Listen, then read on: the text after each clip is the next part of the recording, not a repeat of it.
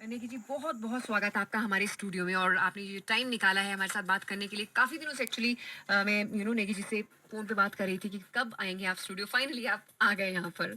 आपकी बहुत मेहरबानी जो आपने मुझे अपने स्टूडियो में इनवाइट किया है और इस शो के लिए मेरे को मौका दिया है, इसके लिए आपका बहुत बहुत धन्यवाद।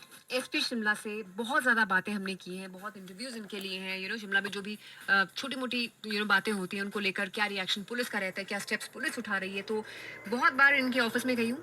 लेकिन नेगी जी, आज जो हम बात करेंगे वो हम आपकी ज़िंदगी के बारे में बात करेंगे। और शुरुआत करते हैं बिल्कुल शुरू से ही, आपके बचपन में चलते हैं। क्या बचपन से ही आप पुलिस लाइन में आना चाहते थे क्या? बचपन में ऐसा कोई खास निश्चित उद्देश्य नहीं था हम्म। कि मैं क्या बनूं क्या नहीं बनूं। मगर जब मैं 8वीं तक की पढ़ाई कर रहा था तब उस समय परिवार की कोशिश थी कि मैं एक बुद्धिस्ट मॉन्क बनूं। हम्म। उसके लिए तैयारियां हुई और उसके लिए धर्मशाला की बुद्धिस्ट स्कूल में जाने की तैयारियां हुई थी। किसी कारणवश लास्ट मोमेंट पर वो नहीं हुआ। उसके बाद 8वीं की परीक्षा के बाद हमारे स्कूल में हाई स्कूल नहीं था, तो 8th पास करने के बाद जहाँ मुझे मॉन्क बनने के लिए एक बुद्धिस्ट स्कूल में जाना था, तो उसकी जगह पर मुझे हाई स्कूल में भेजा गया और जी। उससे मेरी पढ़ाई आगे जारी रही।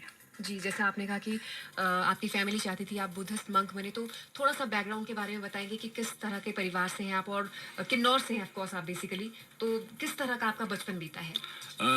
हमारे किन्नौर ज़िले में मेरे गांव में और उस एरिया में बुद्धिस्ट फिलॉसफी का बहुत प्रभाव है। जी। हमारे घर में सारे लोग बुद्धिस्ट धर्म को मानने वाले हैं और हमारे रिश्तेदार में बड़े बड़े भिक्षु हुए हैं। हुँ, हुँ। उन्हीं के प्रभाव की वजह से मेरे माँ बाप भी चाहते थे कि मैं भी बहुत भिक्षु बनूं, जी। क्योंकि उसमें रुचि भी थी।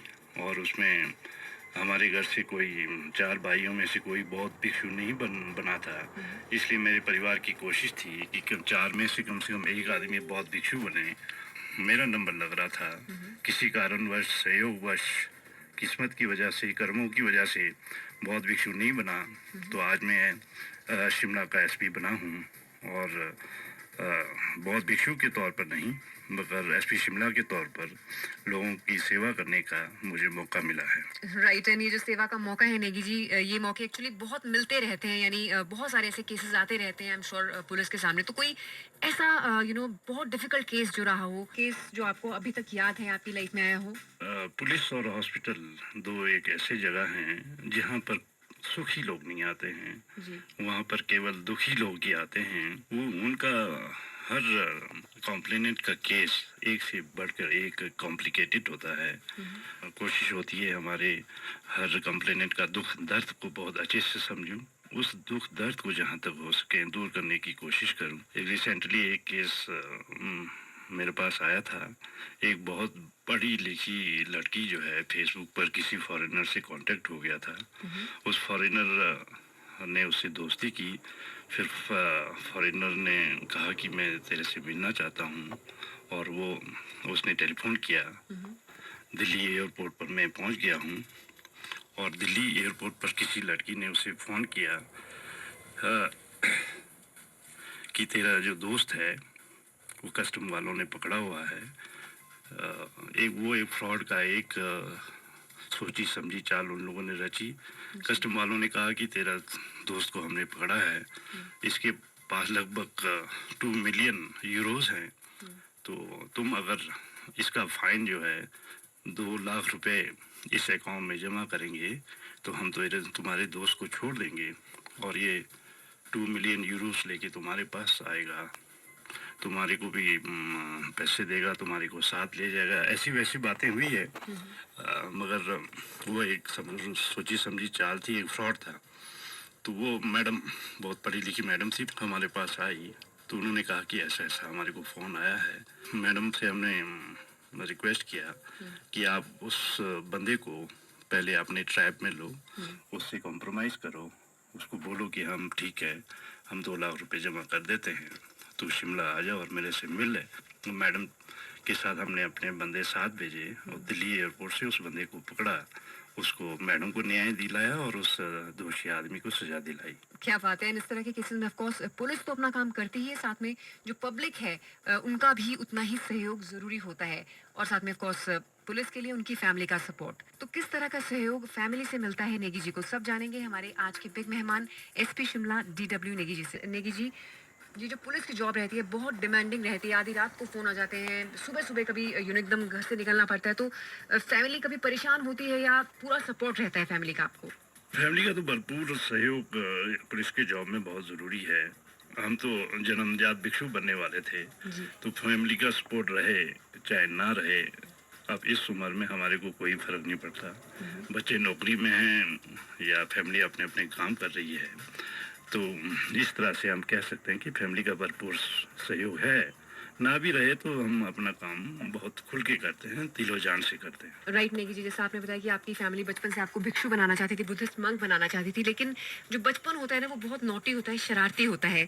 सो ऑफ कोर्स एसपी शिमला भी आप हैं, लेकिन बचपन में कोई छोटी मोटी चोरी की है कभी एसपी शिमला ने? वेल ये सब जानेंगे हमारे आज के बिग मेहमान डीडब्ल्यू नेगी जी से। So, बचपन की बात हम जैसे थोड़ी देर पहले कर रहे थे, तो हर किसी का कोई ना कोई ऐसा किस्सा जरूर होता है शेयर करने के लिए कि बचपन में ना हम मम्मी के पर्स से ना चिल्लर चुरा लिया करते थे, पैसे चुराते थे, फिर कुल्फी खाई जाती थी, गच्चक खाई जाती थी। तो आपकी लाइफ में भी कुछ इस तरह का कभी इंसिडेंट रहा है? हाँ, ऐसी घटना हुई है जब 5वीं 6ठी में पढ़ते थे।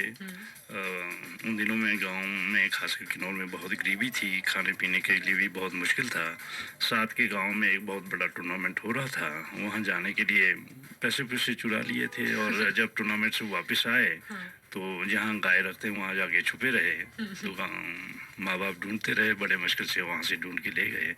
इस तरह से बहुत सी घटना इंटरेस्टिंग घटना ज़िंदगी में हुई है। राइट, लेकिन हम इस वक्त यही कहेंगे उस घटना के बारे में कि वो तो एक ढंग से मॉक ड्रिल हो रही थी कि चोर की क्या साइकोलॉजी है, आप वो ट्राई कर रहे थे। बिल्कुल, बिल्कुल। बट आई एम श्योर आपके इस इंसिडेंट के बारे में सुनकर हमारे जो लिसनर्स हैं वो बहुत एंटरटेन हुए होंगे। लेकिन एसपी शिमला क्या करते हैं एंटरटेनमेंट के लिए, खुद को कैसे एंटरटेन रखने की जी? जो पुलिस की जॉब रहती है बहुत ज़्यादा हेक्टिक रहती है, स्पेशली आई मीन शिमला में जो कैपिटल है स्टेट की, बहुत प्रेशर रहता है। तो कैसे समय निकालते हैं आप, साथ में क्या करते हैं उस खाली समय में, खुद को एंटरटेन कैसे करते हैं आप? मैं अपने आप को चुस्त-दुरुस्त रखने के लिए और अपने को ठीक रखने के लिए जब मैं आधी नींद में होता हूँ, तो अपने माइंड में एक्सरसाइज करता हूँ। मेडिटेशन जिसको बोलते हैं, अर्ध निद्रा में हम मेडिटेशन करते हैं, जी। जिससे अपने आप को ठीक रखते हैं, अपनी आत्मा को ठीक रखते हैं। तो यही वजह है कि इस उम्र में 54-55 साल की उम्र में अभी तक हमारे को कोई बीमारी नहीं है। क्या बात है! यही दुआ करेंगे कि ज़िंदगी भर आप यूँ ही चुस्त दुरुस्त बने रहें। लेकिन मनोरंजन की अगर बात करें, तो उसके लिए क्या टीवी देखते हैं, फ़िल्म्स देखना पसंद करते हैं? टीवी मैं केवल एक ही पर्पस से देखता हूँ।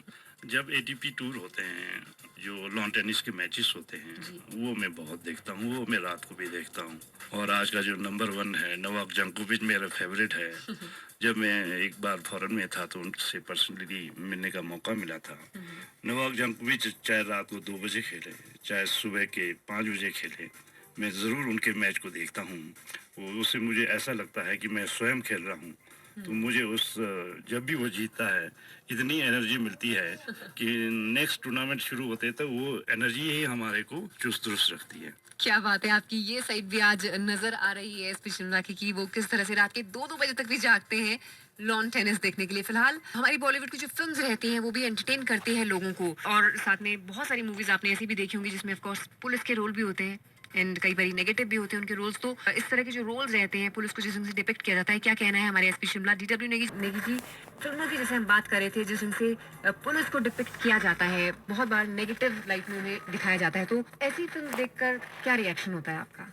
मैं स्वयं बहुत हैरान हूँ कि पुलिस जो है हर काम के लिए सबसे आगे है।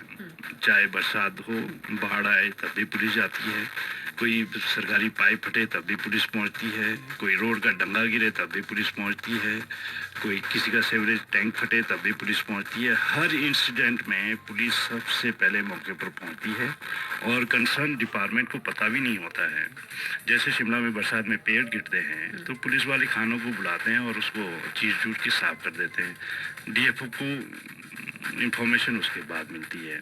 इतने काम करने के बावजूद पुलिस का पिक्चर हमेशा नेगेटिव ही प्रस्तुत किया जाता है। ऐसा नहीं है, मगर हमारी अंतरात्मा, हमारा कॉन्शियस जो है बहुत साफ है, बहुत सेटिस्फाइड है कि हम हर दुख में, हर आपदा में, हर लोगों को बिगन में ट्रैफिक जाम होता है, तब भी सबसे पहले हम लोग पहुंचते हैं। हमारी आत्मा को पता है कि हम ठीक काम कर रहे हैं। चाहे दुनिया, चाहे पब्लिक, इस धरती पर जितने भी लोग हैं वो पुलिस का पिक्चर को जैसा मर्जी प्रस्तुत करें, मगर हम आत्म संतुष्ट हैं। हमारे कॉन्शियस क्लियर है। हम जनता की सेवा में सबसे आगे मौके पर पहुंचते हैं और करते हैं। जी, और यही सेटिस्फेक्शन बहुत ज़रूरी है, चाहे काम कोई भी हो। नेगी जी, जाने से पहले कोई मैसेज देना चाहेंगे हमारे बिग एफएम के लिसनर्स को? मैं शिमला की जनता से अपील करता हूँ कि जो भी पुलिस से रिलेटेड समस्या हो, ज़रूर हमारे नॉलेज में लाएं।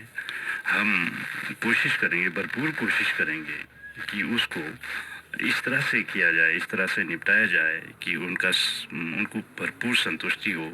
हम इतनी कोशिश करेंगे कि उस कंप्लेनेंट की संतुष्टि होते तक उस काम को हम करेंगे। बहुत बहुत धन्यवाद नेगी जी, हमारे स्टूडियो में आने के लिए, हमारे लिए वक्त निकालने के लिए। धन्यवाद, थैंक यू वेरी मच। आपका यहाँ बुलाने के लिए और ये मौका देने के लिए आपका बहुत धन्यवाद। हमारे आज के बिग मेहमान एसपी शिमला डीडब्ल्यू नेगी जी अभी मेरे साथ थे, एंड उनकी प्रोफेशनल लाइफ जो शहर के लिए अलग अलग इश्यूज के ऊपर ऑफ कोर्स वो बात करते रहते हैं, वो तो हम सुनते ही रहते हैं, लेकिन आज हमने एक उनके दूसरे पहलू को भी जाना, उनकी पर्सनल लाइफ के बारे में, उनके पर्सनल इंटरेस्ट के बारे में भी जाना। अगले हफ्ते किसी एक ऐसी ही पर्सनैलिटी के साथ फिर से हाजिर होंगी हमारे बिग मेहमान में। सुनते रहिए आप 95 बिग एफएम, सुनो सुनाओ, लाइफ बनाओ। सुनते रहिए 95